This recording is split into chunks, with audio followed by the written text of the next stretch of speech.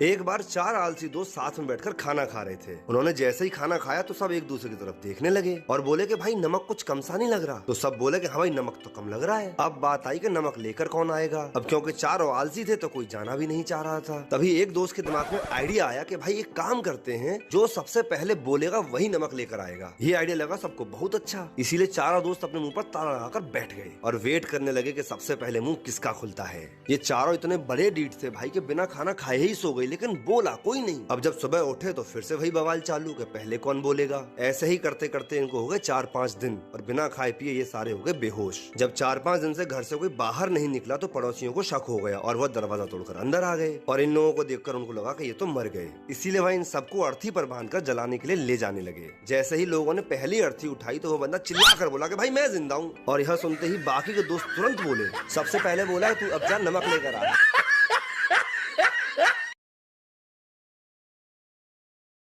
एक बार धनिया के दादाजी ने धनिया को कुछ पैसे दिए और उससे बोले, धनिया बेटा जरा ये पैसे ले और बिजली घर में जाकर बिजली का बिल दे आ। धनिया ने पैसे लिए और धनिया चल दिया बिजली घर। रास्ते में धनिया को एक लॉटरी की दुकान दिख गई और उस लॉटरी में पहला इनाम था एक चमचमाती स्कॉर्पियो कार। इनाम में स्कॉर्पियो देखते ही धनिया ने सोचा बिजली का बिल अगले महीने दे देंगे, इस महीने जीतेंगे स्कॉर्पियो। धनिया ने लॉटरी की टिकट खरीदी और घर वापस आ गया। घर आते ही धनिया के दादाजी बोले, धनिया बेटा जरा बिजली के बिल की रसीद मुझे दे दे। तो धनिया डरते डरते बोला, दादाजी मैंने तो बिजली का बिल भरा ही नहीं, मैंने तो उसकी जगह लॉटरी की टिकट ले ली, उसमें हम लोग स्कॉर्पियो जीत सकते हैं। ये बात सुनते ही दादाजी ने जो धनिया को कूटा है ना भाई साहब, क्या बताएं आपको। लेकिन भाई 2 दिन बाद धनिया के घर के सामने सच में एक स्कॉर्पियो आकर खड़ी हो गई। वो अलग बात है कि उस स्कॉर्पियो को देखने के बाद धनिया खुश होने की बजाय रो रहा था, क्योंकि ये स्कॉर्पियो बिजली विभाग वालों की थी जो धनिया के घर का बिजली कनेक्शन काटने आए थे।